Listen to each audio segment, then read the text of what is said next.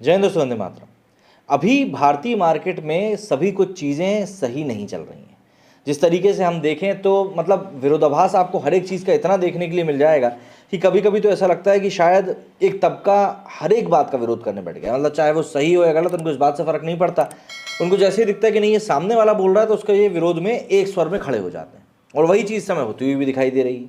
अब अगर हम बात करें अभी की, तो अडानी ग्रुप के ऊपर काफ़ी गंभीर आरोप लगाए गए हैं। मतलब सीधे तौर पर यह कहा गया है कि भैया ये लोग चीट करके पैसा कमा रहे हैं।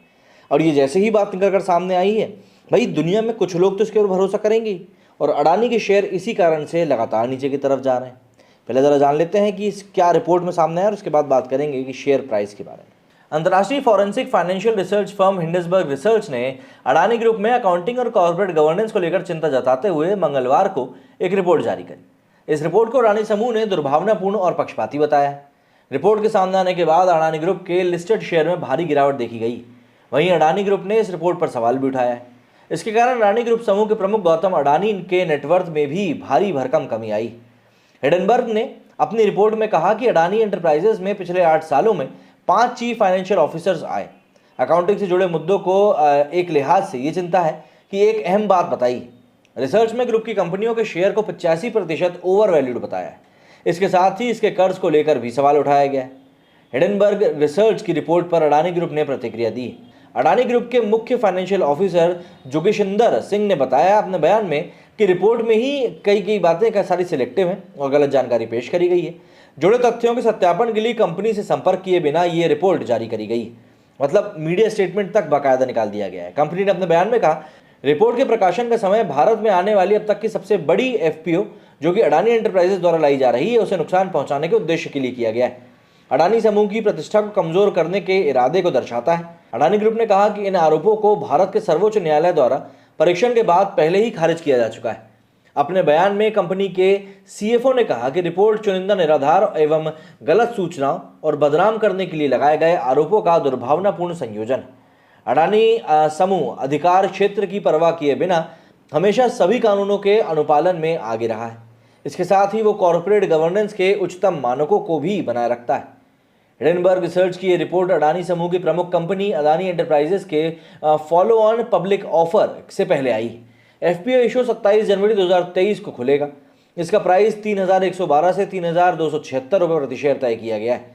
ये एफपीओ से करीब 20,000 करोड़ रुपए जुटाने का लक्ष्य रखा गया है। ये देश का अब तक का सबसे बड़ा एफपीओ है। इस रिपोर्ट के आने के अगले दिन यानी कि 25 जनवरी को कंपनी के शेयरों में भारी गिरावट देखने को मिली। ग्रुप की प्रमुख कंपनी अडानी एंटरप्राइजेस के शेयर 1.5% की गिरावट दर्ज की गई। वहीं अडानी द्वारा हाल ही में खरीदे गए अंबुजा सीमेंट का शेयर भी 9.5%, अडानी पोर्ट्स के स्टॉक 7.5% और कंपनी के अन्य शेयर जैसे कि ACC, Adani transmission, Adani power, NDTV के शेयर भी 5% ज़्यादा गिर चुके हैं। अगर हम लोग बात करें हिडनबर्ग रिसर्च रिपोर्ट के बारे में, तो ये इस रिपोर्ट में कहा गया है कि यूएस ट्रेडेड बॉन्ड और non Indian traded derivative instrument के जरिए अडानी ग्रुप की कंपनियों में शॉर्ट पोजीशन रखेगी। अगर शॉर्ट पोजीशन को आसान भाषा में समझें तो इसे मंदड़ियों का खेल कहा जाता है। किसी को लगता है कि अगर कोई शेयर नीचे जाएगा तो वो उसे बेच देता है, और जब कंपनी का शेयर नीचे जाता है तो उसे खरीद लेता है। कंपनी ने अपनी रिपोर्ट में कहा कि अडानी समूह ने मॉरिशस और कैरिबियन द्वीप समूह जैसे टैक्स हेवन में संस्थाओं का उपयोग किया है। यानी रिसर्च फर्म ने अडानी ग्रुप पर टैक्स चोरी, मनी लॉन्ड्रिंग और भ्रष्टाचार के भी आरोप लगाए। फर्म ने अडानी ग्रुप की कंपनियों के वैल्यूएशन में भी हेरफेर का आरोप लगाया है। उसने कहा कि अडानी ग्रुप की प्रमुख 7 कंपनियों के शेयर 85% तक ओवर वैल्यूड है। यानी इन कंपनियों के शेयरों की वैल्यू जितनी होनी चाहिए उससे 85% ज़्यादा है। इतना ही नहीं, रिसर्च फर्म ने अडानी समूह की कंपनियों पर लोन को लेकर भी आरोप लगाए। रिपोर्ट में कहा गया कि अडानी समूह की प्रमुख सूचीबद्ध कंपनियों ने लोन ले रखा है और इन शेयरों को गिरवी रखकर समूह की वित्तीय स्थिति को जोखिम में डाला गया है। रिसर्च फर्म का कहना है कि 31 मार्च 2022 को समाप्त हुए वित्तीय वर्ष में अडानी समूह का कुल सकल ऋण 40% बढ़कर 2.2 ट्रिलियन रुपए मतलब करीब 2.25 लाख करोड़ रुपए हो गया है। रीइन्फिटिव डेटा से पता चलता है कि अडानी ग्रुप की 7 प्रमुख सूचीबद्ध कंपनियों में ऋण इक्विटी से ज़्यादा है।